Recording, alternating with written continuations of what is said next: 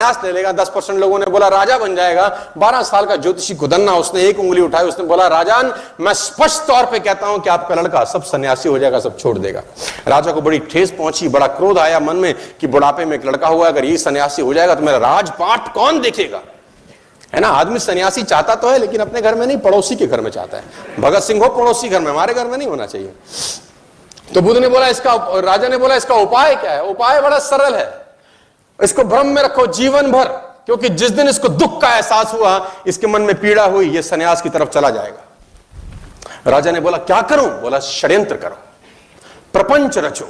कैसे? बोला जिस महल में रहता है गर्मी है ते सर्दी एहसास ना हो, सर्दी में गर्मी का एहसास ना हो, इसको शराब पिलाओ, लड़कियों से घेरे रखो, इसके इर्द गिर्द झूठा संसार रखो, इसको पता नहीं चलना चाहिए कि दुख नाम की कोई चीज होती भी है। बूढ़े व्यक्ति को इससे दूर रखो, मृतशैया को इससे दूर रखो, सूखा पत्ता इसके बाग में दिखना नहीं चाहिए, क्योंकि ये चीजें इसको आकर्षित करेंगी संन्यास लेने की तरफ। राजा ने प्रपंच किए। और मैं बताना चाहूंगा आपको, मैंने इतिहास पढ़ा है कि अलग अलग ऋतुओं के लिए सिद्धार्थ के लिए अलग अलग घर बनाए गए। सर्दी के लिए अलग घर, गर्मी के लिए अलग, बरसात के लिए अलग। और बाग में उसके 24 घंटे 12 के 12 महीने उसके जो बगीचे में जो उसके जो माली थे वो 12 के 12 महीने बागवानी करते थे। पीला पत्ता उसमें अलाउड नहीं था, क्योंकि पीले पत्ते को देखकर सन्यास जाग सकता है। और ये चलता रहा। और वो दिन आया जिस दिन कुछ होना था बड़ा। कहते हैं जो ईश्वर ने आपकी तकदीर में लिख दिया उसको तो कोई खुद नहीं बदल सकता। सिद्धार्थ को एक युवक महोत्सव में भाग लेने जाना था। उस युवक महोत्सव का उद्घाटन युवराज ही करते थे। डुंडी पीटी गई, मुनादी कराई गई पूरे शहर के अंदर कि जिस रास्ते से सिद्धार्थ निकले, खबरदार कोई बूढ़ा व्यक्ति नजर नहीं आना चाहिए, खबरदार कोई साधु ना दिखे, खबरदार कोई मृत्युशैया वहां से ना गुजरे। और पूरे के पूरे रास्ते से पीले पत्ते हटाए गए, हरे हरे बाग, ताकि बुद्ध को वो सब वैसे का वैसा लगे जैसे वो अपने महल में देखा करते थे।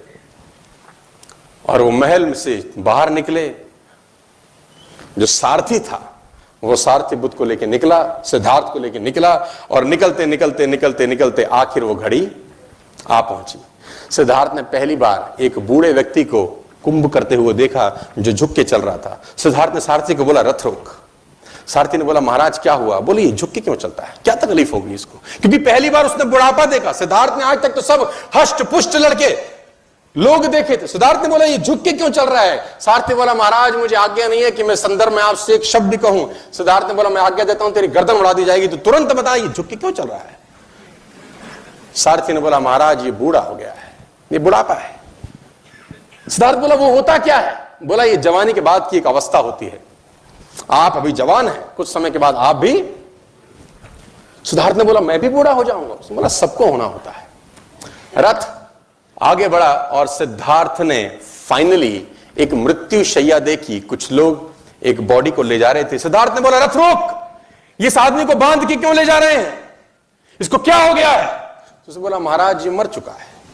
बोला ये क्या होता है? बोला ये बुढ़ापे के बाद की अवस्था है। बोला एक दिन क्या मैं भी मर जाऊंगा?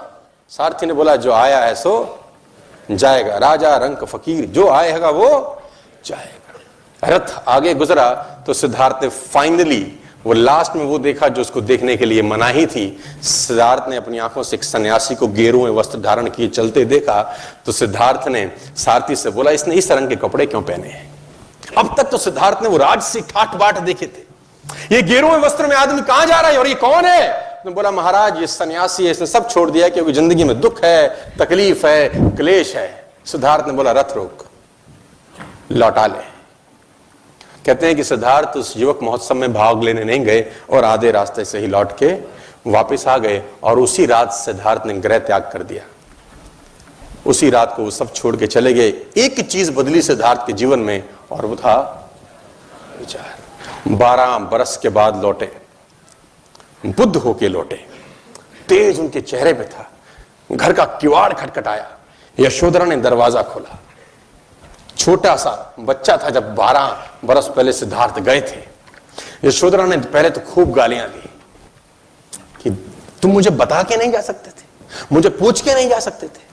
सिद्धार्थ बोला मैं तुझे पूछता तो मुझको जाने देती। तू रो रही है, तकलीफ में है, गालियां दे रही है कि मैंने 12 साल तेरी सुध नहीं ली, मैं 12 साल तुझे चला गया छोड़ के, तू ये देख कि गया कोई और था यशोधरे, आया तेरे पास कोई और है। जो गया था वो लौटा नहीं है, लौटा कोई और है। मैं आपको बताना चाहूंगा सर, एक चीज बदलने से आपकी पूरी जिंदगी में भूचाल आ सकता है। और आज 22 फरवरी 2019 को अगर नेटवर्क मार्केटिंग के लिए आपका विचार बदल गया, आपके आने वाली जनरेशन